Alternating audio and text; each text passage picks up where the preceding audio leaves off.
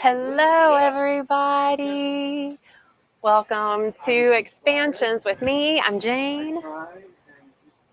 And we're coming at you live from Promise Resource Network, legit in the for real flesh here in Charlotte.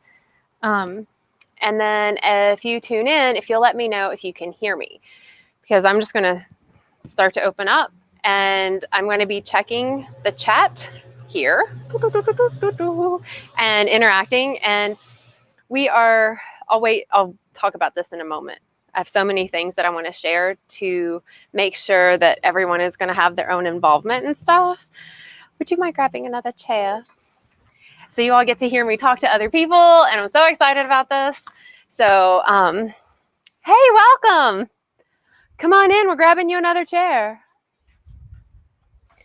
But yeah, as you hop on, if you'll let me know if you can hear me, that would be fantastic, actually, and greatly appreciated. Hey, Charles is joining us. Charles, how is the volume? I'm going to turn this button up. I'm just getting all the... It's so good to see you. Welcome. Yeah, that's fine, because we'll end by then, for sure. Awesome. Mama Jane is here from Indiana. What? So let me know. Okay, so Charles says that he can hear me. It's pretty good. Okay, well, if you need me to be louder, let me know. Hi, Tina. I'm going to try to say hey to you all as you're hopping on this virtual platform live. I'm so excited. So welcome to the real life. I'm going to look beyond you all, and just so you know, which is very interesting. Y'all, I am so happy. I was telling, may I use your name? I was telling Mac that this is our first live and virtual combo platter since COVID. You know, first it was all live at the hub, then the hub closed down and we got these two buildings here. And then COVID happened. And so everything shifted and we went virtual. So this is the first time I've been able to do expansions in real life, which is just one of my favorites, my jam, because it's all the spiritual stuff, which basically gives us this huge nebulous of all things loving and big to play in. And so I'm really super grateful that I get to do this and that you all are here, and that I'm not going to say anyone's name unless you give me consent. May I use your name at any point? Thank you, Erica. So I would like to know feedback, actually. So we're playing with different ideas and concepts because we're all kind of winging this as we create this. I think it would be cool, and I'm not going to be able to do it today, but to be able to have like you all on the screen as well, so that whoever is watching virtually can also see you all. Is that something that you think like that would be cool? Like, yeah, blend both of the atmospheres into one. So yeah. Do you feel that? Okay. That's what I'm hoping for, is to figure out a way to either get a camera to like catch all of everyone, or two at the same time. So like one will be on me so I can like do whatever I need to, and then another on everyone. Yeah. And that way, you know, if I go into where you are, I would still be seen and stuff. So this is what we're thinking. I'm also excited because we also have this whole entire back area to grow into for this, which I'm super excited.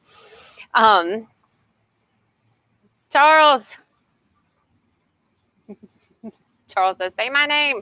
Oh, and would it be okay with you if I say your name while we're on here? Okay. Thanks, Alan. Okay. So, y'all, it feels really good to be here. It feels really weird to have a screen and humans, I'm not going to lie. So can we just connect for a moment and take a big breath in? And just let it go however that looks to you. Be aware of the air around you as you breathe in this beautiful oxygen that's floating upon your skin. Let it flow into your body. and let it flow out of your body. Start to center into this now moment, bringing all of your energy, your awareness, your thoughts into now, leaving behind you, literally behind you, all of the things that came before this now, what you had for breakfast, what you need to do, what you've already done, and coming into the present moment. There's nothing to do beyond this now. There's nothing ahead of you until you move through this now and become a part of that future. All of the scattered, fractaled energy that you have dropped and left around you in all timelines, call them back into this now moment. Remembering your fullness, your bigness, your completeness. As we take another breath in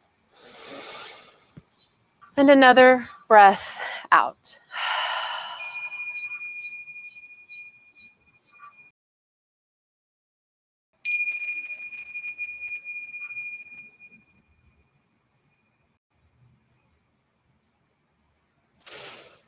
All right, y'all.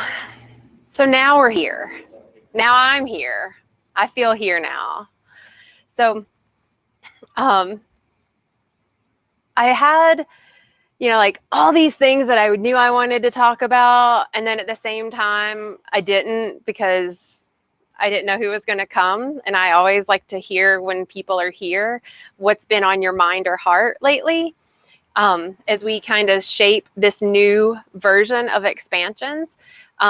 Something that I want to have this grow into is something to where we are diving into what spirituality is, which is infinite. To me, it's the portal of the heart. It's this infinite well. And I want to do it through conversation, and I want to do it through play, and I want to do it through experience.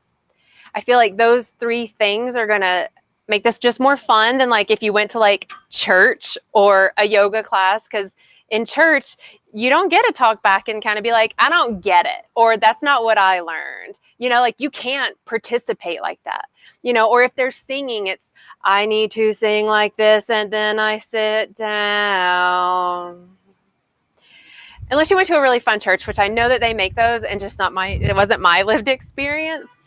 And the experience of feeling that connection with something bigger was something that I always missed out on.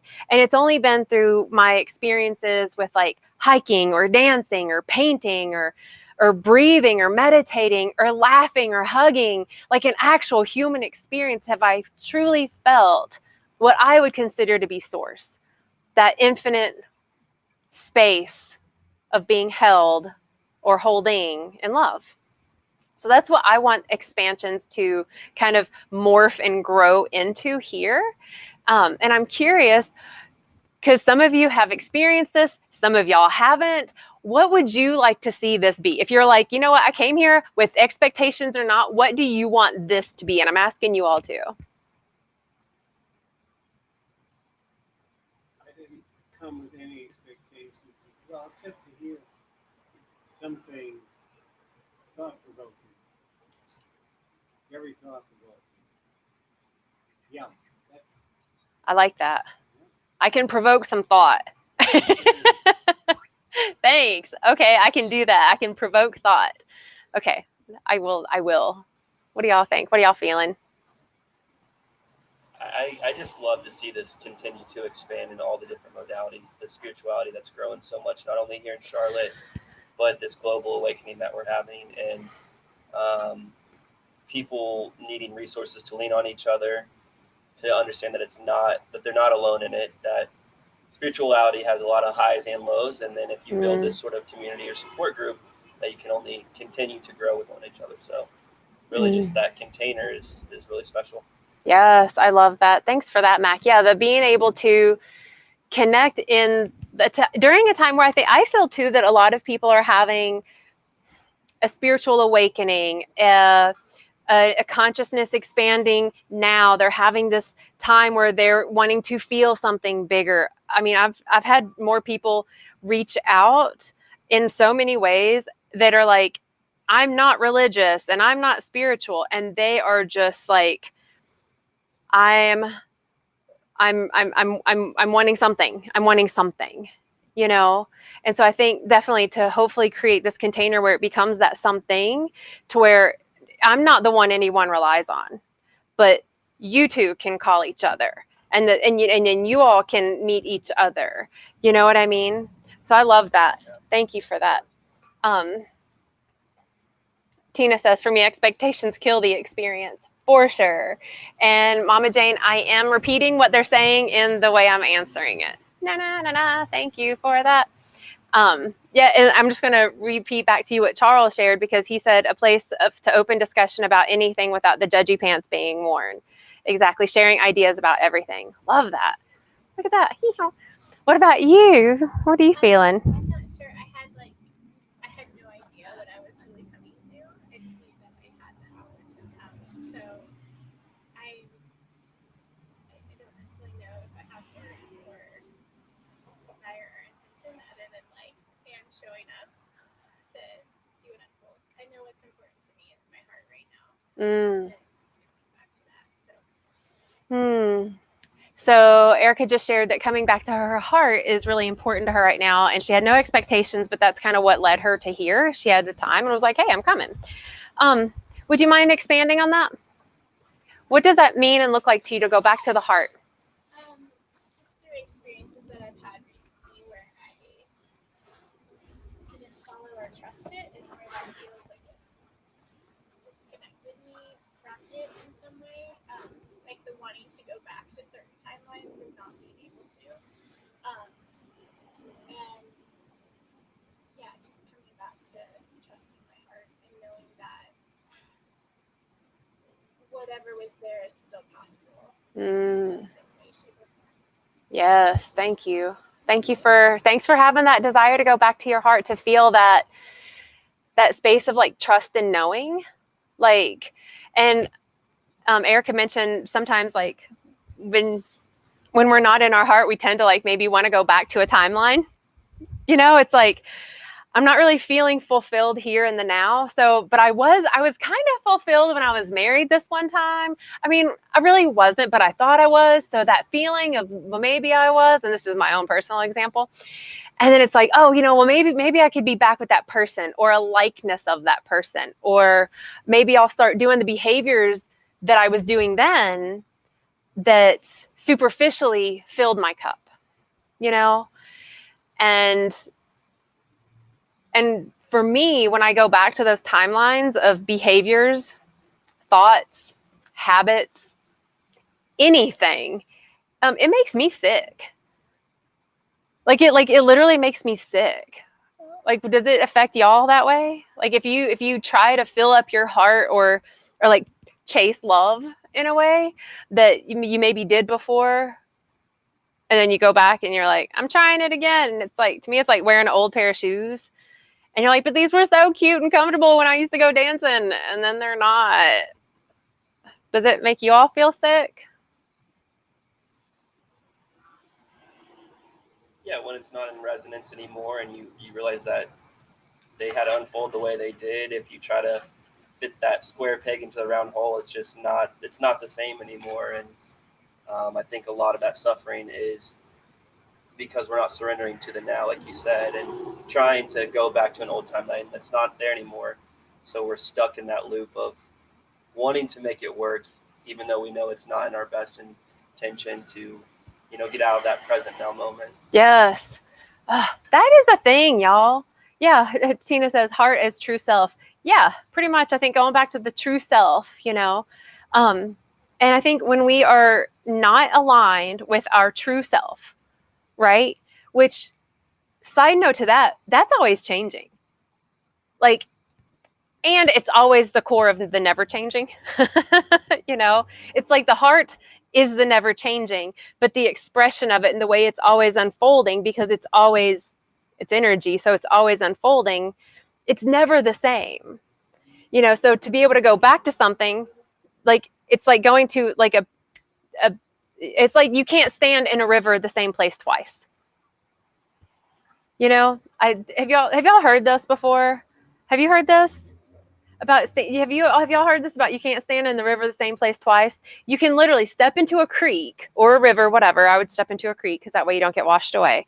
So you step into a creek and you don't move your feet, and in every now moment you're in a new place because everything around you is changing. Between the skin cells that are being pushed off to every water molecule that's in a new position as it moves through you and around you. So to say that I want to go back to that spot in the river, kind of surrendering into the now of like, well, I'm going to go back to that river and it's not going to be the same. You know, and can I still get fulfilled when I go back? You know, knowing that it's always ever changing and it always looks the same too, you know, on the surface. Tina shares, if we are not true to ourselves, nothing we do or chase will fill it. Can't go back. True self is in the here and now. For sure. And I feel like now is a really weird time. I don't know about you all, but I feel like now is like one of the weirdest times. I thought like when COVIDicus happened, that was like the weirdest time. But I feel like that everyone now is living in their own timeline. Like some people are actively chasing their past. Some people are still living with beliefs that maybe came about from a past experience, you know, from I'm afraid to I'm unworthy to nothing is good enough. And living in a timeline of the future, those that are living in like, well, what am I going to do tomorrow? What am I going to eat tomorrow? How am I going to get there? And then you have some that are just so ever present that they seem like they're like absent-minded even. And they almost can't carry on a conversation because they're just like, whatever, it's just now. So how the hell do we live in a world like that? Like, how do we actually live in a world like that can honor everyone's really weird, because it's all different, like weird way of being?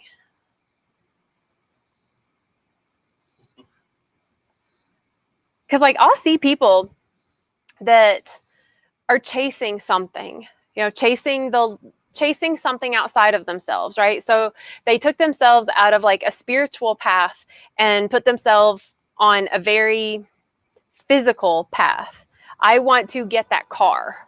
You know, I want to get that house. I want to get that relationship. I want to get that plant. You know, like whatever it is, they just want to keep chasing this outside of themselves, never feeling ever accomplished or complete or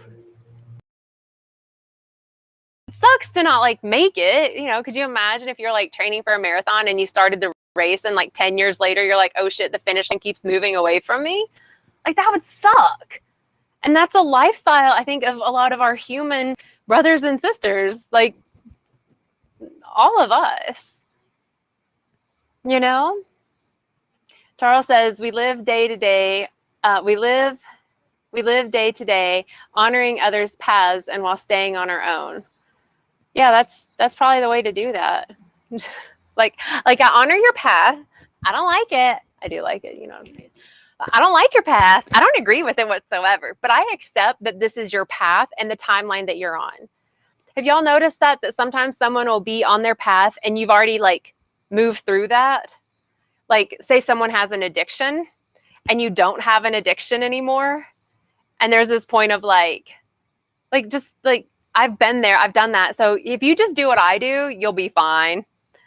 It's a double-edged sword too, because even when you step into spirituality, you almost get that spiritual ego and you're like, come on, if you could just see what I see, or if you see past the illusion or past the manipulation or control, and you want to try to wake everyone up at this speed, you get caught in that trap too. Yes. Even though you're doing it from a place of the heart, or you're doing it from a place to get them out of their head or so much, then you get caught in that trap too, trying to pull them out of the river per se. So yes, the spiritual ego. Like I've woken up, I found Jesus, I found the Lord, I found religion, I found this, I've been saved. Here, let me save you now. Have y'all experienced that? That's a fun one. That's great. It's really, I don't think it is actually. I don't like that personally. But I know I've done that though in my life. You know, when I had like this huge shift in my life and yeah, Tina said, yes, it was Mac. Tina's like, I agree. And she also says oneness living in connectedness until you are in traffic. Literal and figurative traffic. But I remember, you know, so I had this moment where I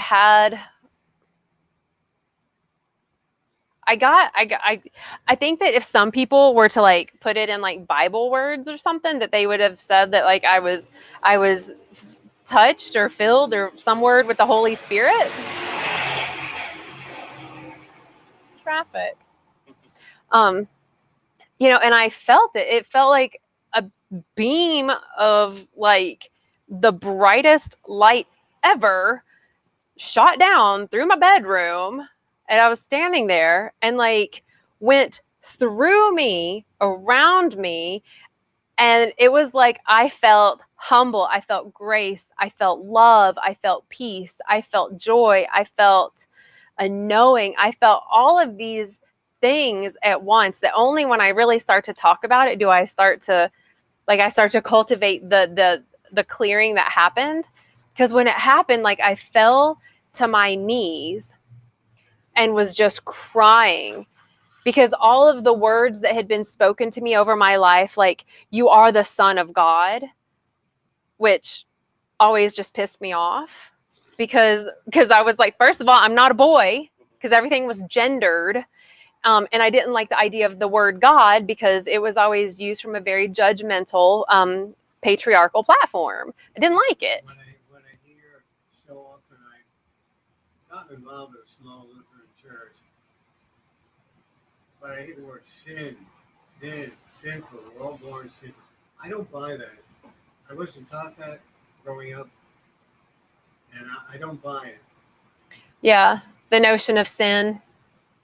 Now, there's a notion of how we relate to other people. Now, we can do things that are harmful, that are bad towards them, or we can do things that are helpful and supportive and nurturing. So those could be put in the category of sinning. You know, there's sins of omission when you don't do what would be right, and sins of commission when you do things that are harmful. I learned that much. Yes. The intention behind those mess ups, those sins, that's what makes the difference. You know, it's like if I forget to tell you something, oops. But if I'm like, I'm not going to tell him this on purpose, it's like, that's just not cool. And it always makes me think about just the word sin. It translates to missing the mark. It was an archery term. So it's like, yes, we are supposed to miss the mark. You know, we're supposed to not make the bullseye every time because then life would not be fun. You know, the point of like expansions to me is to expand consciousness, expand our heart, expand our consciousness, and to ascend, you know, to like go into the dark parts, the painful parts, see the pain, feel the pain, whatever that is, and form a web of love or compassion or grace so that we can grow through that and we rise above that. We ascend through that. So to me, sinning, messing up, hurting someone, hurting ourselves, hurting each other, hurting the planet, that although those things I don't like, I feel that they are in the highest good for us to continue to be better. Because it's like, if I'm stepping on a ladder, I need that bottom rung. And then I go to the next one. Well, so I need that now bottom rung. And I need that to go higher. But if there's not the bottom place for me to step on and to kind of heal and work through and mend, then to me, that's where we're supposed to and how we grow. So it's like this notion of sinning. I think we've been taught that it's like bad, don't do it. And if you do, you're going to like burn in hell. You know, you'll be punished forevermore. which many of us go ahead and just do that ourselves. We'll just perpetually punish ourselves for messing up. Oh, I cheated on that partner, or I euthanized an animal and I feel really guilty about it. Whatever. And we will punish ourselves, like, just continually, right? Just whipping ourselves, forgetting that if we can form like love and compassion, offering ourselves or the other person grace, and create, which to me means take the next step, do the next thing, do something different, be better, be more authentic, be more present, whatever that is, then we're going to transcend the notion of hell, and then by default create heaven on earth. That's how I see that. That Charles says the I'm awake, why aren't you? Back to what you were saying. And Amanda's here. Hey, she said, great sound. Oh, good, thanks. Yes, she said next time we'll have a mic for the audience to be heard better. Yes, learning. And hello, Erin. Thank you for being here. So then I have a question. I thought about this the other day, and I'm like, ooh, I want to know what people think about this. What's heaven? What is heaven?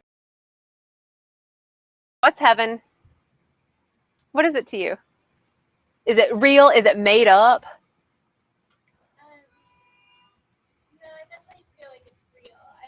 I used to feel like it was like a destination after death. A destination after death, right? Yeah, I also have come sort of to the place of not believing that it has to like wait until that ultimate time. Sometimes anytime I feel like a sense of joy or just contentment or whatever, that sort of sense of ease, like that can sort of feel heavenly as well. And then beauty comes to mind. When you just shared that, so Erica was sharing that she used to think that heaven was a destination, and that she has found like essences and nuances and feelings of it through contentment, joy, through certain experiences, actions, presence, things like that, right? So then it makes me think, what if the destination of heaven is within each of us? What if heaven, because I always thought that like heaven was where you go if you're good enough and if they let you in after you die, right? Like those were the three things that had to happen to even experience this heaven place. And now I don't feel that doesn't resonate as true for me anymore. Now it feels very similar. It's like, to me, it's an experience. It's a feeling. It's an energy. It's something that like beyond words. And I don't live in it, but I get like tastes of it, right? It's heavenly. Sometimes I had gelato over the weekend. It was heavenly. It really was. It was chocolate and it was so good. Oh my God. And it was like the destination of heaven was to be within me for me to feel it and recognize it. I can't walk into heaven, because even if I walked into this chocolate shop and I feel it to be heaven, it's only through my senses is heaven experienced. The way it smells, the way my body changes with the smell of the chocolate, the way it tastes in my mouth, or the way everybody's smiling and feeling the energy, So yeah, what is heaven to you? I want to share what Tina says. She says, it's a completeness within ourselves and each other. It is knowing all motivations to pain and hurt and offering forgiveness for ourselves and others. That feels like a good heavenly experience. What is heaven to y'all? Is it a place? Is it a feeling? Is it real? Is it a story? The only thing that comes to mind is what I've heard multiple times is some place where you go if you've been a good person or confessed your sins and made up for them while you were alive. Mm-hmm. That's really all that I've heard. Oh, okay. I'm really excited. So Alan just shared that it's the way he was taught, which was basically it's a place you go when you die, and basically only if you're good enough. And does that feel like true for you? Does that feel like truth in your heart? No.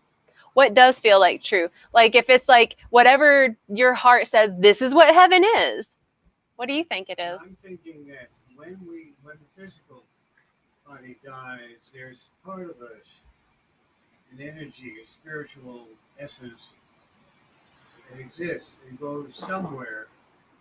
I'm not sure where, but there's something that can, when the physical body dies, there's something, an energy, whatever you want to call it, a force Yeah, a force.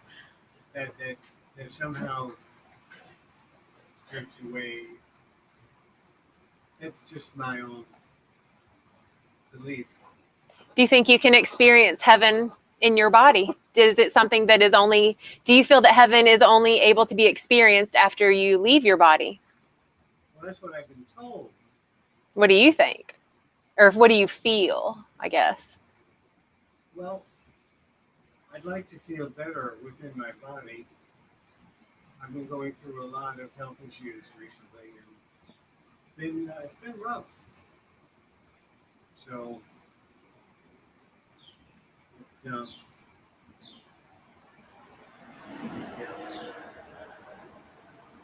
Thank you for sharing.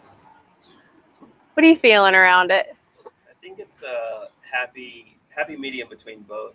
And while I do think it could be a place for our spiritual bodies to ascend to or go to or have some sort of idea or manifestation of where our loved ones may be right now, I think that is a reality. But also, while we're in this 3D physical, that you can create your own heaven on earth. And that's going to look different for everyone. I think that the trap that we get stuck in is thinking that everyone's heaven is going to look the same. That we want everyone to be in alignment with what we want our heaven to be. But, sometimes the Bible or whatever you follow is taken too literal, where I think that we can physically bring that heaven on earth down right now. Even the idea of like Christ or the Corpus Christi in your brain, bringing that Christ consciousness can happen now, but we get so caught up in the contrast of what our expectations are versus what we're experiencing, that there's too much contrast to think that it's possible to even experience in this body. But like you said, it's through those moments of eating gelato or getting in that state of flow, whether it's your workout or your painting or your art or making love, whatever it may be, that can be your heaven. So I think it's a happy medium between both, really. Nice. I love that. Thank you for sharing that. Yeah, Mac just shared that, and I'm totally going to nutshell this, that it is, to him, heaven is both after you have transitioned out of your body, after you're out of your form, and thank you, Sean, and can be here as well. That it's something that we can experience. And I think something that Max said that I think needs to be repeated a million times, which I won't do, is that, we're here to create our version of heaven and to be really mindful and aware that not everyone's heaven is going to look the same. My heaven may look like we all need to be able to have our own garden and live off the land, and we are not as reliant on cars and machinery and technology. And then someone else, me, says, well, heaven on earth is that we all have access to, free energy and technology and clean food. Doesn't mean that I'm going to be the one farming it. But if the notion is no, we all have to farm our own food before it's heaven on earth, then we're never going to feel it. We're never going to be inspired to continue creating it. We're not going to be able to move forward and make connections, because it's like, no, your vision isn't the same exact vision as mine and my heart mind. So we can't connect on this. And no.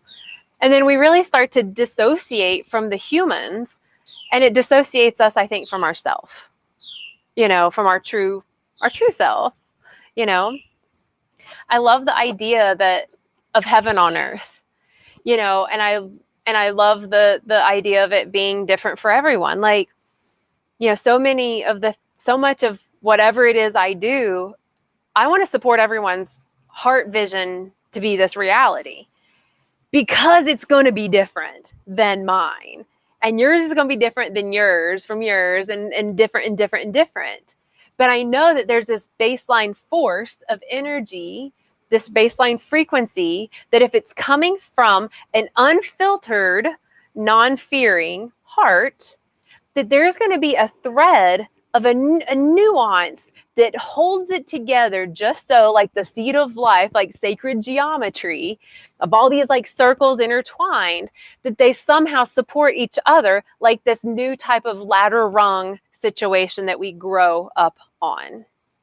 You know, I think so much of the key to be a human with a spiritual connection. And it doesn't mean to be pious and righteous and say that, well, my God is right because I call it God, and your Buddha that you talk to is wrong because you call it Buddha or whatever. But rather, like, well, what are the messages that hold us together? Oh, love?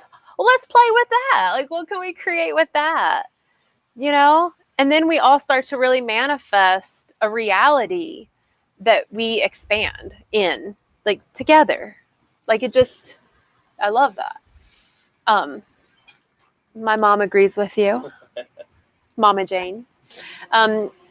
Charles says, to me, it's the alpha, the omega, the holder of souls, energies, spirits, until the beginning starts anew. We can get glimpses of moments from time to time as we move through our lives, but only glimpses. It reminds me of fireworks, you know, which, I'm just going to say this. I love loud cars. And if you have a loud car that has a giant muffler on it, boy, howdy, thanks in advance.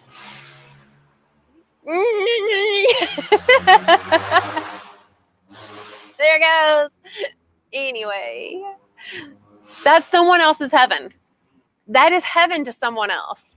So that's like, oh God, I get to find ways to be at peace with other people's versions of heaven, that although it may be coming from an unfiltered heart, it's lacking, in my opinion. I would like to know your thoughts on this. This is a conversation whiplash. But it lacks compassion for other people, other living beings. Meaning, it's kind of like, it's a pollutant, right? It's a sound pollution. It's like if I have a building and I just leave all the lights on, it's a light pollution. It's an energy, it's a resource sucking. There's no ahimsa, there's no do no harm involved, you know? So then how do we make peace, I guess, with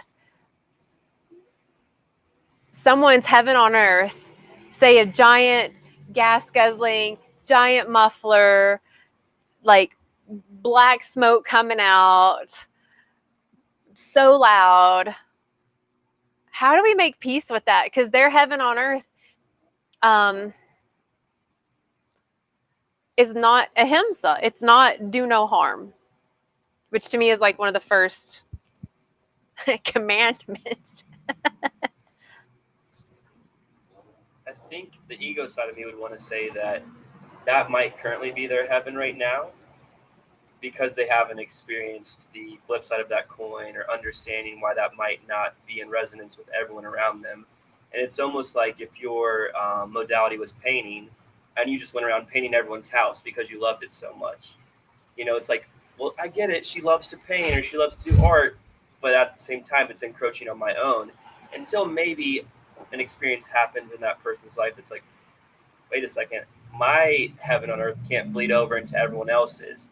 And that's almost an ego death for them, or something that just changes their course of understanding how, I don't know, how their heaven or their reality plays out for themselves, but also affects others. And I think we see that a lot right now with the control and manipulation and the popular narratives that they want everyone to be, you know, in agreement with. And that's just, it's not conducive to everyone being able to experience their own heaven on earth.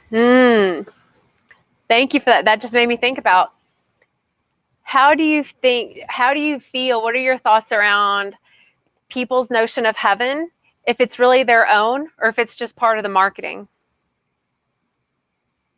Because like I thought, that like, and I've talked about this before, but like the American dream I equated with heaven, but it wasn't. It was something that was commoditized and marginalized and prophetized and all these things that had nothing to do with what my heart actually gave a shit about. So I feel like there are maybe two different heavens. I mean, there are a million different ones per person, but like maybe there's just like, I'll use the word just two for just duality's sake in a polarized universe that we live in, that there's going to be two different heavens. There's going to be the one this is the heaven that I was told is, or that needs to be, this is the right way, or this is just what feels good. This is, these are the deep thoughts that I think about, like, what about heaven? What about heaven on earth? So it's really fun to like have conversations around this. Charles says, no one said their heaven won't be your hell. We live through that with tolerance, except with violence. No one has time. Ain't nobody got time for that. I agree. Nobody's got time for the violence because that's not cool. Hey, Roberta. I'm not burnt. It's just the lighting. When I go back here, my face looks 10 times more red than when I'm here. It's great. Yeah, if y'all knew, it's like Oompa Loompa and then like not. Anyway. Yeah, I feel like this is what I want this to be. Every gathering that humans get together in, that we take a little bit of this concept of heaven, whatever, peace, joy, love, pleasure, celebration, like those words that people would, if I said, what does heaven feel like to you? Like, nobody's going to be like, well, it feels like I just worked for 8 hours today and the fluorescent lights and the EMFs all over me. Like, nobody's going to say that shit. Everybody's going to be like, heaven, what is heaven like? I don't know. No pain, no suffering, all peace, joy, liberation, all that stuff. So it's like, well, maybe this could be something that we just all humanly take with us all the time. Like, what if heaven isn't a destination and it is, like, what if after we leave our bodies that we go to like the nebulous of the heaven, the source itself, so that we can be reconfigured, transfigured, come back together in a new form of consciousness, whether it's an angel or a guide or a baby or a bunny, whatever, a star, who knows? It doesn't matter in this now. I can keep going and I don't want to do that. But rather knowing that it is a destination, but it's kind of like if I know that next week I'm going to go to my favorite restaurant and I'm really excited. Like, oh, it's my favorite restaurant. I'm going to go and I'm going to eat all the food. Why would I not eat at all before then? Right? Like, I'm going to want to eat today if I'm not going to go to my favorite restaurant till next week. So to me, it's like, well, if the destination is the afterlife or the heaven space, why not snack on it now? Why not give myself that nourishment now? Why not go ahead and see if I can embody love and peace and pleasure and dance when I am walking through someone else's heaven that I maybe feel like it's hell? How can I traipse through that? If that person is living their heaven and they're defacing things, maybe that's just their mental space, I mean, we all have our own neuroses that come out in certain ways that it may drive other people completely bonkers.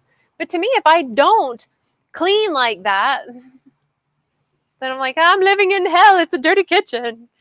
Anyway, but to be able to honor everyone's expression, still holding boundaries, big time,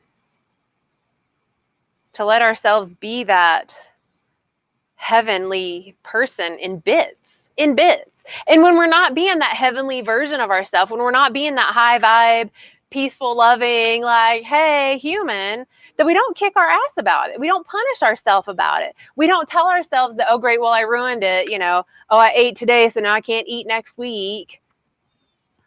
But rather like, I ate too much today. Tomorrow I'll eat less because I'm still looking forward to eating at that place next week. you know? And you all can interrupt as well. Yeah, Roberta says, we're always waiting on happiness. Why can't we be happy now? Tina says, sometimes heaven to me would just be returning to the ground and being food for the next animal. Just done. I feel that too. Like, talk about Sata Nama, right? Birth, life, death, rebirth. You know? In fact, I was talking about this the other day, and this will be a whole other topic because it was during a drive. And it was, so the apple falls from the tree. Okay, so it is connected to source. This is food for thought. It's connected to source, right? And it no longer needs the source to survive. So it drops and it lands on the ground. Assuming that nothing does anything with it, it will immediately start its decomposition, right? Its death process. It's giving life back. So now it's going back to source. Okay. So at what point in time, what would you call that window when it's falling through the air? Would that actually be death? Because otherwise you're connected to source. That's the transition. And transition from one form to another, from one way of being to another. One way of relating to the world, to the universe. Yes. Transitioning. Yeah, transitioning. Because we're always changing, because the apple is always going to be changing. It's going to grow until, and then it drops, and then it's going to continue changing. But eventually if left undisturbed, the seeds will get into the ground and start to sprout a new apple tree. Right. Like I find this idea of like just this perpetual cycle of life. At what point is there a heaven, an end point, if that is? And also, where does death actually occur? Is it when it's falling because you're not actually being held anymore? But I'm like, wait, but you're being held by the atmosphere. You know, you're still held. So anyway, this was the thought that I was having about the apple falling from a tree. And at what point does it die? And what makes us different from the apple? Are we not? I don't know. Deep thoughts. I'm going to pull a card. What are y'all thinking? What are y'all feeling? What are you thinking? What's on your mind? I think it's necessary to, like, we can't, in this 3D physical, we come to have that contrast and understand, because if you were living in pure bliss every single day, the next day would be no different from the day after and the day after. So to live this human experience and understand pain and sorrow and grief and making sense, if you want to call them that again, and those are so necessary to appreciate what that heaven will look like for us. Yes. Thank you for that reflection. Yeah, contrast. People, like, I used to hate contrast. If something didn't go my way, I would be such a grumble butt. I would take it out on someone else or myself. And now it's like contrast, traffic. I don't know, pick anything, a breakup, a death. I mean, like, big stuff. It's contrast. It just doesn't fucking feel good. I'm excited to be in debt right now. Right. Get over that fear of, like, okay, right. It'll come back again. You've had the money before, and now, yes. You know, so. And money will be again. Right. You know, it's like as soon as I think we are able to embrace that contrast, now we're in that hug, that embrace, we're now letting that heaven energy, right, come through us. And then it's like, oh, then everything just changed. But as soon as I start to resist the contrast and I'm like, oh, everything sucks. Personal hell. You create the personal hell. And it's challenging if you're in a physical situation. You know, it's like, if I broke my leg, I'm not going to love the pain that I'm in. Like, I think that's where we really start to come up into like big spiritual growth, because how can I choose to still feel love for my body through its own change and transition of being broken to healing, you know, and all those changes.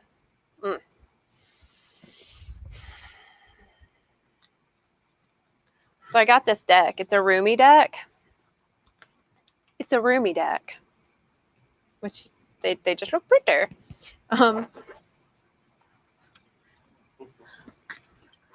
So the card that I just pulled says the Sacred Phoenix Heart. It's number 21. You want to look at it? Yes. See, and if you were here in real life, you could check out the card too. So if you're around the Charlotte area, join us next time, Tuesdays at 6. So I'm going to read the roomy poem that goes with this. R-U-M-I. Although it is roomy with 2 O's and a Y. You can get it. Hang on. Thank you. So this is what the card looks like. Y'all know I like to pull an oracle card or a wisdom deck card or something. Because I love to see how all this ties together, because it always does. So the roomy poem that is with this card says, under the cover of blood, love veils many rose gardens. In total faith, love tenderly guides every lover to the garden of the heart. Reason says the world is limited in 6 directions. There is no way out. Love says there is a way, and I have traveled it many times. Well, that was only kind of perfect with everything that we talked about. It's always the mind, you know? I think that's why so many people have a hard time wrapping their mind around spirituality. It doesn't go to the mind. The mind gets to shut up and let the feelings be felt, and then the mind can witness it and then speak to what it witnessed. That to me is spirituality, you know? And my mind was the driving force for my whole life experience for most of it. Dear God. So much. I'm going to read that again. Under the cover of blood, love veils many rose gardens. In total faith, love tenderly guides every lover to the garden of the heart. Reason says the world is limited in 6 directions. There's no way out. Love says there is.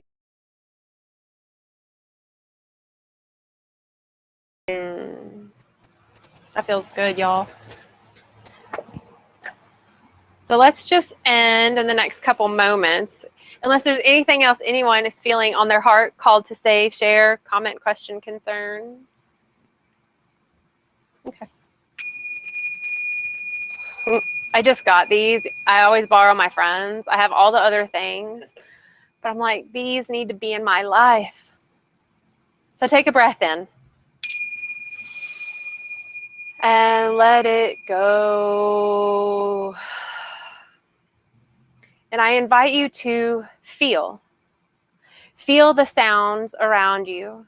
Can you feel the white noise of perhaps the cars, your air conditioner, your fan, the chimes?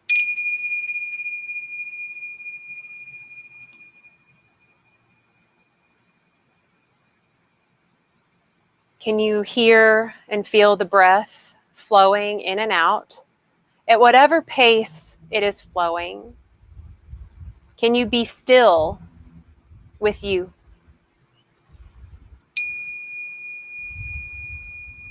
Can you be still with this now moment? No effort, all ease. Can you become the witness to what your heart is calling you and pulling you to do, to be?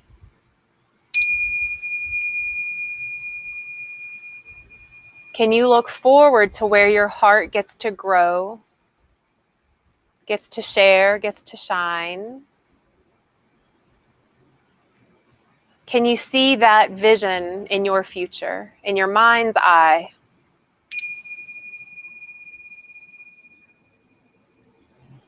Can you look upon your past experiences through the lens of an open heart?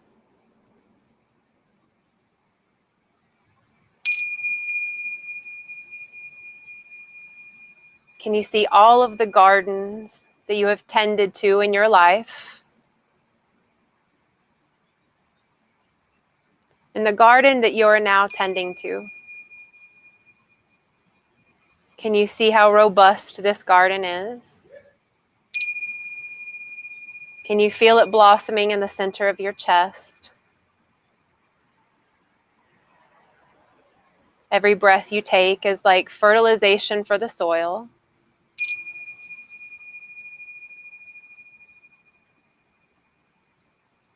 Remembering that this notion, this idea, this concept of heaven is truly through the path of love.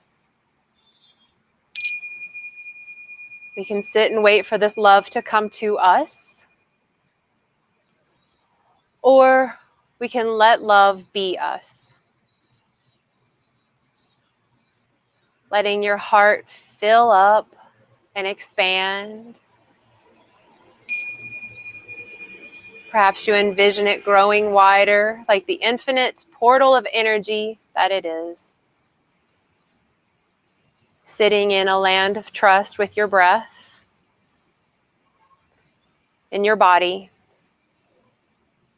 in peace.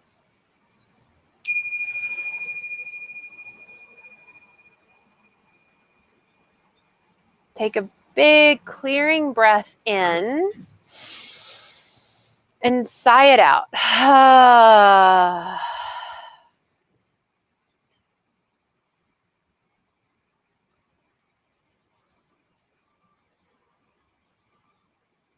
And just feel and look around and see what's around you. Look at your beautiful hands. Look at your feet. Look at your body. This is the vessel for the heavenly energy. No matter what it looks like, what size it's in, how mobile or not it is, this is the vessel for heaven. It's going to get us there, and it's going to come through us here. Both directions, right? Y'all feel good? I want to thank you all and tune out so I can say goodbye in real life to everyone here. Thank you so much for tuning in. I appreciate it. If you're interested in coming here to Promise, please do so. There are links on PRN's website, I believe that should be right, to like reserve your spot. So I love you so much. Take care, and I will see you all tomorrow if you want to do some yoga flow with me. I'm excited.